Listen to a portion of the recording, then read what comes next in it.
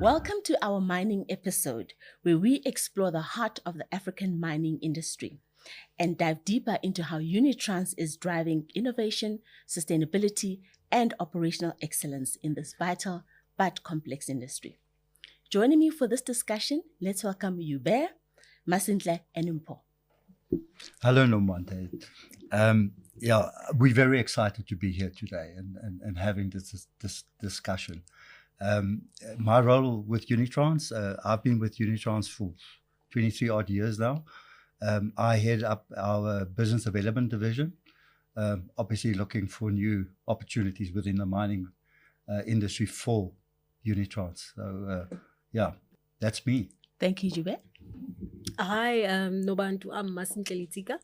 I'm the General Manager for Continuous Improvement and also Technical. So we look after the continuous improvement of both the mining and also the agricultural business of Unitrans. Thank you, Masintle. Thank you. Hi, Nobantu. My name is Mpodimpe. I'm the General Manager for Mining Operations. I overlook 3 operations, one in Richards Bay, another in Port Shepstone, and another one in Botswana. Very nice. Big responsibilities. Yes. Very good. Let's start with you, Masintle, if you will. Can you please give us an overview of the mining industry in Africa? What is that looking like? Mining industry in Africa, it's a growing industry. There's lots of opportunity. Africa is home to, the most strategic and sustaining minerals in the world. We possess the largest resources of platinum-based minerals. You have cobalt, you have gold, you have lithium, you name it, Africa has it in abundance.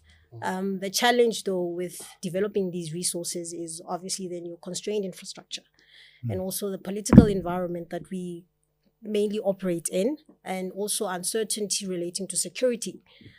So this offers quite a challenge for the mining industry, making it difficult, especially for your junior and your smaller mining businesses that are trying you sort of to break into the industry. It's very complex mining in Africa because you have your bigger conglomerates. Mainly these operate in your regional bases. You'll find them mostly in your Southern Africa. And then obviously then you have your single miners that are based more in your Western African regions. These are mainly your gold miners. And then you get your small guys that are coming in, Zambia, Mozambique is growing as well. So mining in Africa is full of opportunities, very exciting opportunities. That is such a beautifully comprehensive overview, Masintle. Thank you so much. But you've used a word there that I've never heard used in the context of commodities and minerals. And you said Africa has got the most sustaining. What do you mean by that, sustaining minerals? Africa has sustaining minerals because these are the minerals that drive your green energy, for instance. So if you look at lithium, that's used in manufacturing batteries, right? Yes. So when I say sustaining, I'm relating to green energy, sustainable energy. Those are the minerals then you would mainly consider when you operate within that sphere. Okay, so sustaining minerals means it's good for the green economy. Yes. Okay, not necessarily they're not depletable or anything like that. No, okay, not it's in that that they're sense. good as we go into the just energy transition. Yes. They will continue to be viable. Yes, Brilliant. Thank you so much yes. for that clarity. Let's talk about some of the most pressing logistical challenges, though, that are being faced by mining operations today. So in terms of logistics, you look at your rail, your road infrastructure. You find most often it's either constrained, or in the areas where you find your mining activities, there's no development in terms of your road and your rail infrastructure. Then it causes it increases your cost of getting your product to market. Right. So in that instance, that's where us Unitrans obviously offer solutions in this regard by providing, solutions that are custom made for the customer in order to overcome your rail constraints and also your road constraints. And you find that also you have constraints within your shipping industry, where there isn't a lot of harbors in Africa. And in instances where you do have harbors in Africa, you find that there's a lot of inefficiencies, a lot of bottlenecks, and also you find that a lot of the infrastructure is aging. So it's not operating as it should, and it's not operating optimally. So those are the challenges that you experience within the sort of the transport of moving your resources or rather your products around. Awesome. Yeah, I just want to agree with what Msente is saying. I think rail infrastructure is the biggest challenge for mining in South Africa today, well, Southern Africa, as a matter of fact. And as much as we love to do the transport by road, it's not good for the economy. Our road infrastructure is getting devastated by the amount of trucks that's running between Johannesburg and Durban, for instance, and Richards Bay. And So, I think that's a huge challenge. And I think the government is trying something now with Transnet, trying to revive Transnet to get the trucks off the road and the commodities back on railway that Where actually they belong, belongs. right? So, hopefully in the near future, that's going to work. You've set yourself up so nicely for my next question, Hubert, which is that Unitrans, I've learned, is way more than just a transport company. Absolutely. You are an end-to-end solutions enterprise. Absolutely. How does that translate into the solutions you bring in the mining space? Well, if you look at it from a mining perspective, I mean, I think we're one of the few mining supply or mining services suppliers in the market that does more than just on-mine services, which is essentially your drilling and blasting, which we obviously do, crushing and screening, load and haul on mine itself, and then your normal road maintenance on the mines, dust suppression, and stockpile management that we would do. So Unitrans does all that. Unitrans doesn't just Absolutely. send the truck that's going to move the... That's correct. No, we just look. Everybody thinks we only off mine transport, Yes. and that's not the case. I mean, we've been in the business for just how long? Over 40 odd years now, doing on mine solutions, and but what we bring extra is the off mine solutions that we bring through our PBS solutions that we put to our customers, and then I think if you look at road trains, we were the ones that brought road trains into Africa. And essentially, it was a Australian mode of transport, these huge road trains that run down the deserts in Australia. Yes. And we were the pioneers in bringing it to Africa. And I think we're one of the few that's actually currently running that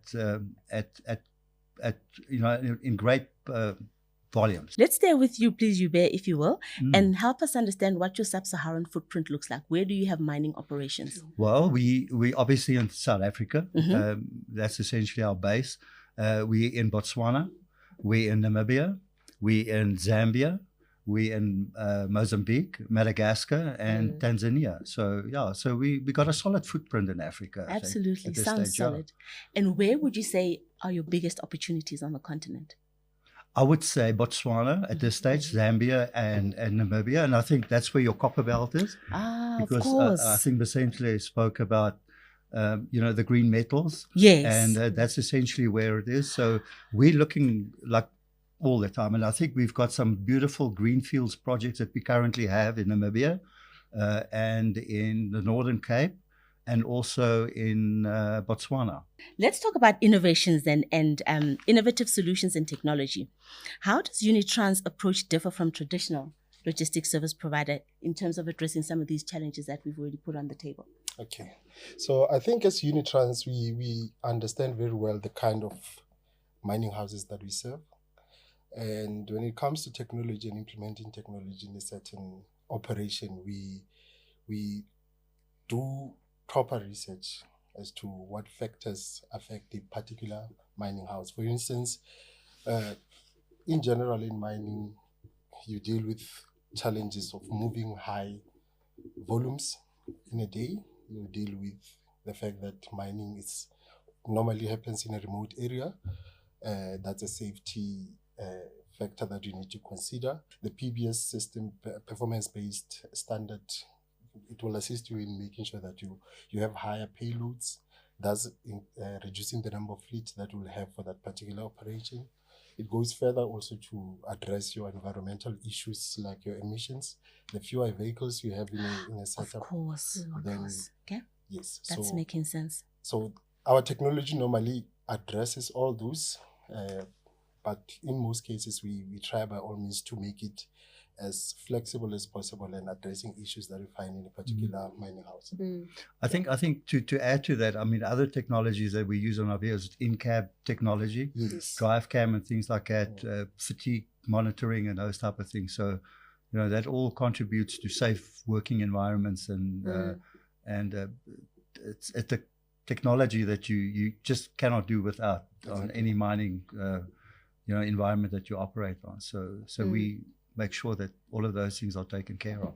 Can you think of a real live example, a mining house where you put in some of these solutions and changed it for the better? Okay, I can. So in one of our operations in KZN,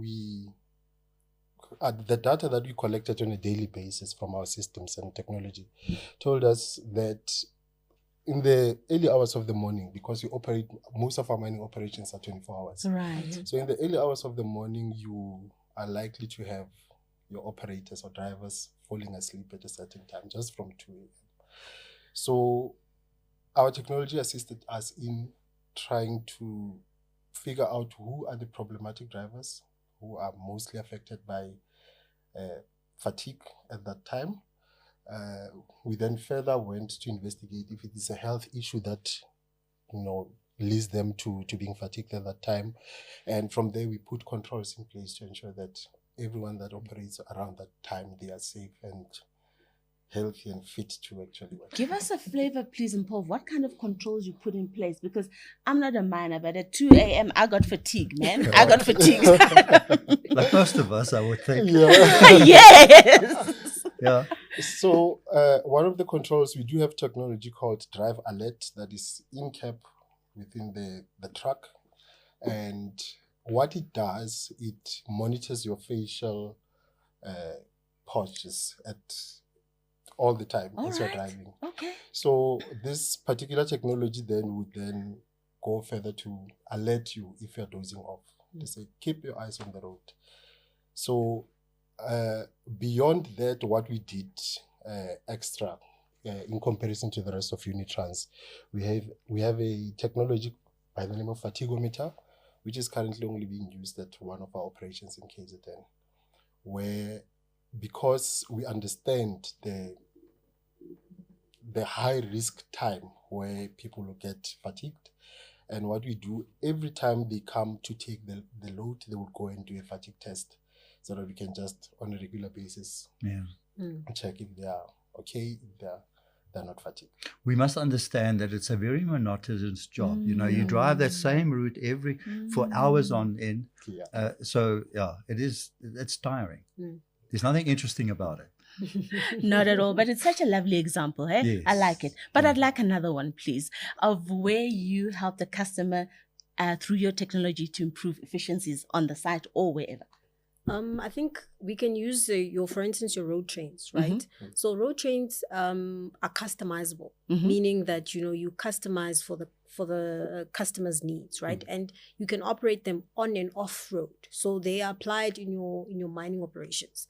So in a case where you would have been running like, let's say 20 trucks, applying road trains that are high payload can assist you reduce that trucks, which is something that we did, I think, with our operations in RBM, where we provided the customer with the solution to say, look, we can move the same amount of tons, but with fewer vehicles, right? Which presents a far safer, and also it's good for the environment because then you're reducing your emissions and you're being efficient. So I would say that's a good example just to demonstrate how customizable solutions have improved the mining industry. Just so I'm following, Masente, the road train is going to run where? On the tar or on rail? It runs on the tar. So that's the good thing about it. Whereas where you would have a rail is generally, as much as it's good with high volumes, it's slow. So by having multiple vehicles that have multiple trailers, then you can run high payloads on the road. These are generally about your 70, 140 payloads, ton payloads that you can run on the road. But it's also over short distances. I mean, you're not going to run like a standard road train, which is a 3-trailer combination. You will not run on public roads because it's not viable. Not viable, but from a safety point of view, with other motorists on the road, that's not going to be safe. So it's very dedicated to a specific route, and it will only operate on that route, but over shorter distances. Okay. You're not going to run 120, 130 odd kilometer, distances with a road train. It's normally your short 30, 40, 50 kilometer. That makes a lot of distance. sense. Where And you then the tonnage would be what, Hubert? What would be? It could go anything up to 240 odd tons. That is amazing. No, it's huge. Again, 'Cause I'm depending thinking on a the typical road conditions and where you're operating, you can, but you have to simulate it. So from a safety point of view, you have to simulate those things, and it's actually quite costly to run simulations, because that vehicle has to be perfect on that route. It takes into account every little hill, every little turn, corner that you've got to go around, to make sure that the stability with that payload that you've got, that combination is stable, and it's not going to be a problem of overturning because it's out of balance or something like that. So it's not just about adding 4 trailers and off you go. Yes. There's a lot of planning and things that needs to happen beforehand that you can actually put in a road train like that. That is such a brilliant example. So you're saying this technology exists elsewhere in the world. It's being used elsewhere. And then you were able to customize it for the South African environment, and then go through the approvals to get permits and whatever is required. Brilliant. That's a lovely way to segue into the safety conversation, because you hinted at that, right? Absolutely. Safety is everything. So safety is one of the top priorities in mining customers. What would you say are some of the biggest risks facing mining operations? Okay, so for mining operations, because we operate 24 hours, and like Jube said earlier, it's monotonous jobs where we drive from one place to another a couple of times. So our biggest risk is definitely fatigue in the early hours of the morning. Give me another one, please. Vehicle-to-vehicle interaction. Yes. You'll find that there's a lot of vehicle-to-vehicle interaction that you need to sort of What mitigate. does that mean for people that don't speak mining? We don't speak mining. You're going to go home and know a lot. I can tell you that now. So vehicle-to-vehicle interaction is that you have a lot of high traffic, right? Yes. That's interacting on a daily basis. And also you have a lot of heavy vehicle interacting with light vehicles. And then in addition to that, which is another layer of safety, you have people interacting with vehicles. So all of that, you sort of need to mitigate that risk.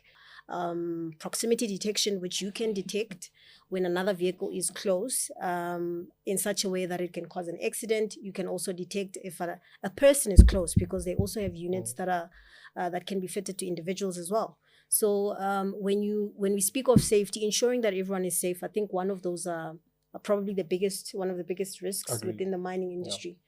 And it's also a huge cost to implement.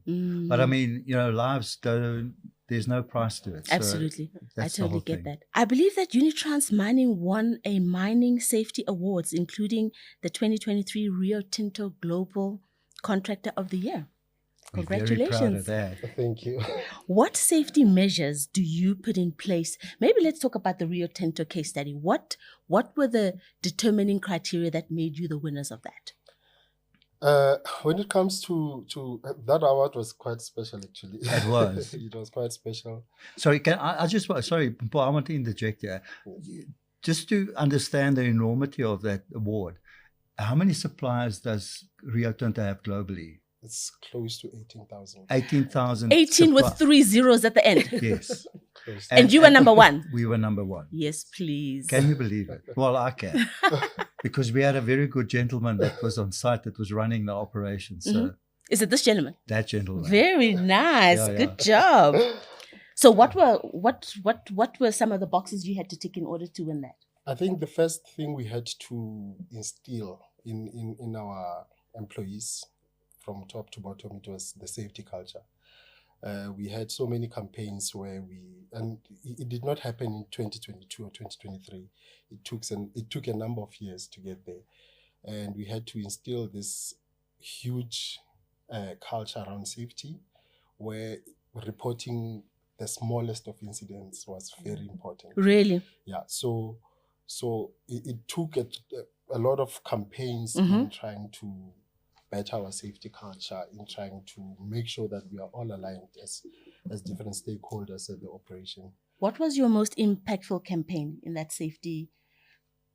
What do we call it? That safety drive. Yes, if I you want think to call it that. I think the biggest one was reporting of incidents. Is it? As small Okay. as an incident, if you nearly trip as you stand up here, it is worth reporting, because we then need to come and then analyze if there's hazards there that need to be addressed, Right. and then we put controls in place to Mm. to sort that I out. think the biggest drive was to make people aware that reporting an incident is not, you're not going to be punished because there was an incident. Yeah. It is to make sure that if you report it, then they can put the necessary things in place to prevent it from happening again, because tomorrow it could cost somebody's life. Absolutely. And that's the whole thing. It's not about just, it's a small little incident. Mm. It can turn out to become a much bigger thing the next day for somebody else. Yes, taking a proactive approach to Absolutely. safety rather than a reactive approach. Okay. Yeah. So I think once you got the people to understand that, and they started doing what they need to do, that turned the whole thing around for us. And so the Rio Tinto award was a culmination of Of all these all of baby those steps things. Yes, changing the absolutely. culture of the Absolutely. organization. Yes. That is And excellent. the good thing about that is now we're employing all of that into our other operations, which we Yes. never, Mhm. you know, and so that was a great award. So everybody else in the groups looks at the mining guys because they're the A students, right? Absolutely. We'd like No, to- I totally. You're the A heroes. students of the There's a group. new kid on the block. Very good. Yeah. Let's talk now about sustainability. What steps do you think Unitrans is taking to minimize the adverse environmental impact, especially coming out of mining operations? I think the sustainability is not so much in our hands. It's a lot more within the hands of the mining companies itself. Mhm. So if you look at sustainability at this stage, you will find that there's a lot of recycling taking place currently within the mining environment. And I'm specifically talking about your mine, your gold mines, iron ore, for instance, where technology has played a big role. In the past, you know, you had technology and they would extract a certain amount of minerals out of the ore Mhm. and the rest would go to a waste dump. With improved technologies that they're using within the mines today, they can extract a lot more. So instead So of there's going less underground, waste and byproduct that That's- needs to be disposed of. exactly. Mm. So that's the one thing. The other thing is that they're now reworking waste dumps because they can extract at a lot lower cost, can extract that mineral from the waste dumps instead of having to go underground or start mining, you know, your normal mining activity of drilling and blasting and all of those things. So I think that is playing a big role today in the sustainability, and it prolongs the life of mines. Mm. Yes. And not just that, also the employment of the people within the communities that live around the mine. So I think that's important, and I think the people have seen the light. But again, technology has helped there a hell of a lot. Yeah. Okay. And another thing that Unitrans is sort of investigating is the use of electrical vehicles. Uh-huh. So with the whole drive with minimizing your carbon footprint, one then needs to look at alternatives, you know, to your fuel. Mhm. So electrical energy then is something that electrical vehicles then it's something that we're looking at as people that operate quite a lot of vehicles. What size vehicles are we talking? This is your 30 tonner, 60 tonner. Okay, so Yeah. huge, Yeah. huge, monstrous. Yeah. So we've got an exciting project at the moment on the go with electrical vehicles, which will be the first in South Africa again. Mhm. So again, we're going to be pioneers. Nice. But again, I think that's going to be the future. Mhm. And I think the mining companies are understanding the contribution that they've got to make to the environment and to go green. Mhm. And it's a costly one, Mm. but they're prepared to spend that money to achieve those goals. And I think it's government has also asked that those are the things that we need to do. And I think a lot of the mining companies are gearing up to achieve that goal.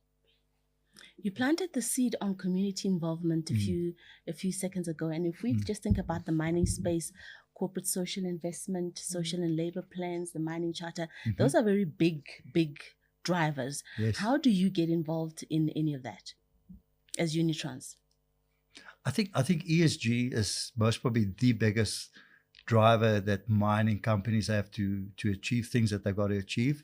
And again, that is to achieve the sustainability that they need to have. It's the environment, and I think we've touched on it. And then obviously social and governance. And social is playing a big role. And although the mines have a big responsibility with regards to social and the communities around the mine, I think they're also looking at the suppliers or their partners. I don't see myself as a supplier to the mine. I see myself as a partner. And they're looking to us to assist them to achieve those goals. So yeah, we've got a role to play and assist the mining companies with community upliftment.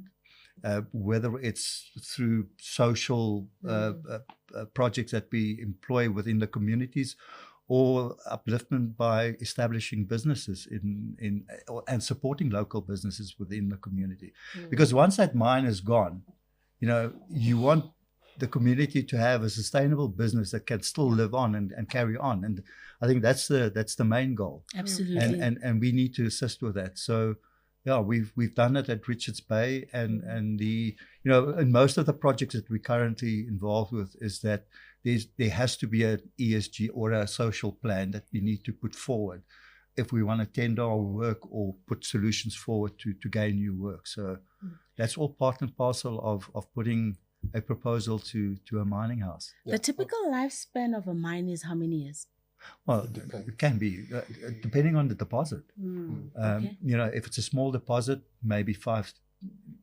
Again, it can be anything up to 50, 60, 80 years. The reason I'm asking is the point that you've made just now is that the thinking in the ESG space is to ensure that the community outlives the mine. And you can see that's new thinking, because there's so many old mine towns that are becoming ghost towns. Absolutely. Because we did not have that forward-thinking perspective in the Absolutely. past. That town has died. There's nothing left of it. And it's a sad story. It's too sad. Yeah. It's too sad. Yeah. Can we talk about talent development? How do you approach it at Unitrans? Our approach to talent development has always been to develop it in-house. So our strategy there is to actually only hire general workers. So general workers is your lowest grade that you can hire in a job at Unitrans, and we develop them in-house to either from general work you go to a front-end loader operator, from there you go to a driver, and from there you can either branch into the workshop given the skills that you have. So Mpo, you're telling me that Unitrans is a promote from within the organization? Yes. Wow. Especially on the contracts, because that's on important. the contract. That's where you want to develop those skills, is at the contract. And the only way you're going to do that is exactly what he said. If there's a promotion, a vacancy internally, we would promote internally into that position and then start at the bottom again. And only from outside you'll fill from the bottom and then push up to the top. So for that to also be possible, we need to sort of like earmark people into positions very early into the process, and sort of like also support them with necessary training to get to the required level. I think mentorship is a big thing. That's and that it needs to be in place. Yeah.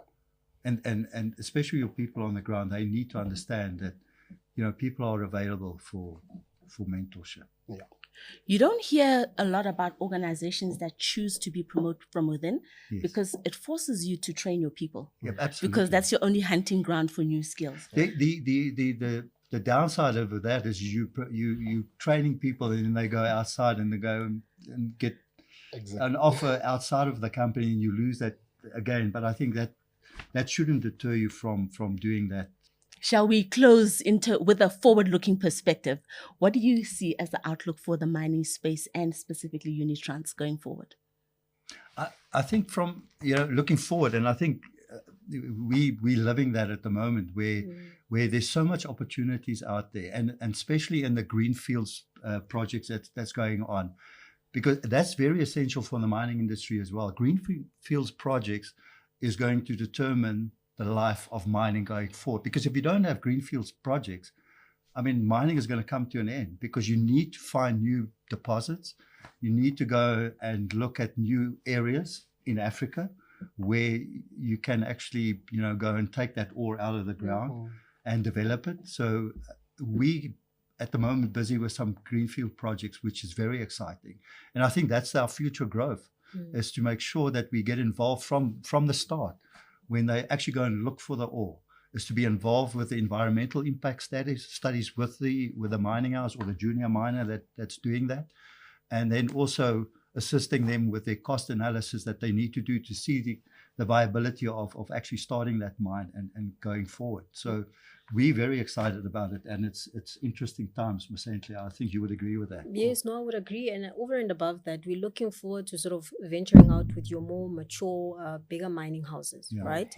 Look, who are those? You know, this is your big guys like your Anglos, Harmonies. Yes. Look, we as Unitrans, we recognize that your mining activities are moving further and further away from your infrastructure, right? Which necessitates you now moving it, with higher payload vehicles, and also with vehicles that are able to travel at your faster speeds than you would normally find in your mining environment. So that's something that we're also looking into, just growing our footprint within the existing mature mining industry, and just providing our services to them. Yeah. Create partnerships. Absolutely. Also, to add on that, I think there's exciting times ahead. We are currently in the 4th industrial revolution, where technology is going to be taking up a lot of industry by storm. And it is the same even with mining. Technology that we currently have now is able to extract even more minerals in deeper levels of mining. And I mean, we talk about autonomous trucks now, trucks that can drive themselves. And in a mining environment where safety is very important, I see mining houses looking into that kind of technology to make sure. Already, yes. AI is going to play a big role. And what does that mean in terms of headcount? You're taking the human away from the danger. So instead of them sitting on the vehicle itself, this person now sits in a control room somewhere. So it's more about changing and upskilling of the individuals. It's like fighter pilots. Pilots don't fly fighter planes anymore. They fly drones. There's a guy sitting in a room operating a drone, not from somewhere safe, if you like. And I think that's what Masentli is alluding to. That's why Unitrans Mining is the A student, eh? I Absolutely. like that answer so much, especially based on what you were saying about self-driving trucks and how you're removing the human away from the danger. And then the deeper you want to go into the belly of the earth, there's more risk for the humans. So there's greater risk for the humans. So the deeper you want to go, and therefore more profitable and more sustainable, there's that trade-off, right? Very good. It's all about cost. And safety. Yes. Well done. Well, the A students have totally schooled me on mining. I think I can be a great miner based on this conversation. Jube, Masentli, and Paul, thank you so much. No, thank you for your time. We loved being here.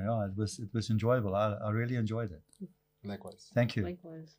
That's a wrap on our deep dive into the world of Unitrans Mining. From their innovative solutions to their commitment to sustainability, Unitrans is certainly making it happen in mining. Thank you for listening to this episode. Be sure to listen to the full Make It Happen series, and these episodes can be found on Unitrans' YouTube channel, Apple Podcast, and Spotify. Please subscribe to the YouTube channel, comment, like, and share with a friend.